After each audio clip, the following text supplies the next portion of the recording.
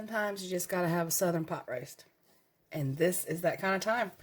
Alright, I got almost a 3-pound chuck roast. It's within a couple of ounces of being 3 pounds. So it's a good hunk of meat here. So I'm gonna salt it. What? Yep, I am. That meat needs salt. It really does. So I'm gonna do both sides, just like so. Sprinkle it to taste, but it needs salt. Black pepper. I use the Tones, the restaurant kind. I like it. It's coarser and it's got better flavor, at least for me. And it's not really that expensive. It's really not. It's $2 or $3. It's not too bad. So I'll put that on there. Now, I'm going to add a sprinkling of the Montreal seasoning. Now, this isn't something like Granny would have done, Granny Beulah. She probably wouldn't have done that. I don't even think they had anything like that then. I like the flavor it brings. Now, I don't have anything against that Mississippi pot roast. I have made that a dozen times. I love it. But sometimes you just want a regular old pot roast. So that's what I'm doing today. All right, let me wash my hands real quick. All right, so I've got a few potatoes and a few carrots here. I'm just going to go around the roast like so. Yum. And I do like my potatoes a little bit bigger for roast like this. But you dice them as to the size that you like. But I like them bigger. Granny always had them big old hunks of potatoes in hers. And that's kind of how I like it. All right, we'll come in with some onion. Gotta have onion. Oh my gosh. I can't imagine a roast without onion. Now look, you don't like onion. Don't give me no hate mail. If you don't like onion, don't put onion in there. But for me, it's got to be there. So I've got one medium-ish onion that I've just kind of diced up kind of big here. Just like that. Now, I'm going to add some of the Worcestershire, that stuff. I'm going to add some to the veggies. Just like that. And then quite a bit to the top of that beef. And remember, it's going to cook down in there. It's going to go everywhere. I like a lot, so no shame at all. None. Oh, missed an onion here. Put that in there. Now, I'm going to add a stick of butter right here. You don't have to cut this up. It's going to melt in the oven. And trust me when I say the Lord knows where that butter needs to go. So that's what's going to happen. So just put it in there cold and let it melt and let God control your butter, y'all. I'm not even kidding. I'm not even kidding. All right, so I'm going to add a little bit of water around this side here where the veggies are. About a cup or so. I'm going to put the lid on this, 375 degrees for about 4 hours. Yep, 4 whole hours, y'all.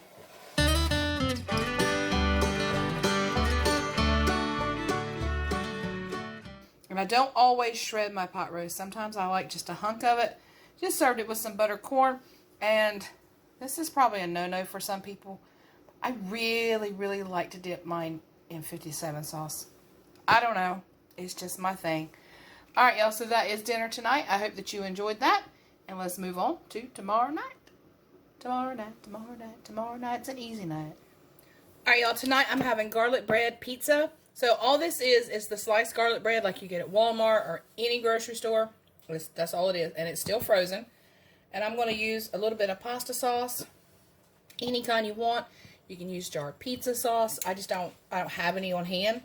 But I do have some of this marinara. So I'm going to put a little bit right on top of each one. Some pepperoni. And some cheese. Yum, yum. Alright, let me get these done really quick.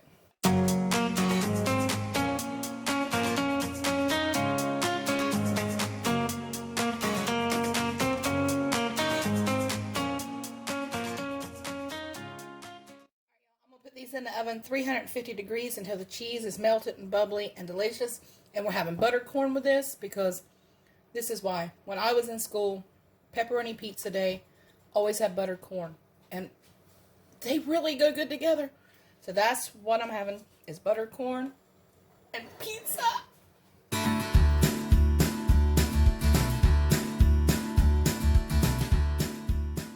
Alright, y'all. So there it is. After about 15 to 20 minutes, depending on how crispy you want it, it's done. It's easy. It's delicious. Try it. Let me know what you think. Yum. Alright, y'all. I'm going to get going on these pork and beans. And it's not pork and beans like you would think of, like, in the can. It's not really what it is. But That's what I call it. So I've got some really thin pork chops here, and you're going to want to dice these up, bite-sized pieces. So let me get that done really quick. All right, so I added the pork to a big Dutch oven here, and I actually got a little bit of bacon fat in here because I keep bacon fat on hand. Hey, I'm Southern. What can I say? But I'm going to fry this up until it's crispy and brown, and then I'm actually going to remove just the meat. You'll see why. All right, y'all, so I removed the pork. You can see here it's got those beautiful little golden edges. So I'm going to cover that up, set it aside. That's actually for a little bit later. I've added 1 pound of dry navy beans. Now I'm going to add 7 to 8 cups of water. All right, I'm going to add a teaspoon or 2 of salt. And then I'm going to add some chopped, dried, minced onions right in there. A couple tablespoons. You want good flavor. And some of the badia complete. That's to taste. I add about a tablespoon to 2 tablespoons. Just depends on how I'm feeling that day. Now I'm going to give it a stir. I'm going to let it come up to a simmer. A hard simmer. Cut it back down, and we're going to let it cook till those beans are tender. But keep an eye on that water level. You don't want to scorch your beans. Ain't no coming back from a scorched bean, y'all. Alright, y'all, so when they get done and they cook down and they're nice and thick and they got that really thick gravy to them, I want you to add 2 cups of ketchup. That stuff, any stuff. Great value, Heinz, doesn't matter. Just 2 cups of ketchup. Yep, I'm serious.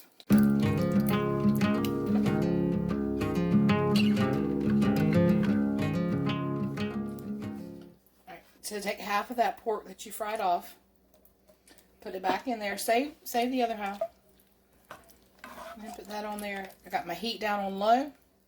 I'm going to let this sit for just a few minutes. Now, that's pork and beans. That's, I'm not knocking the canned stuff, y'all. That right there.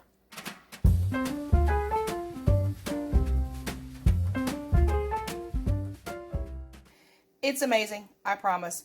You'll never want the canned stuff again.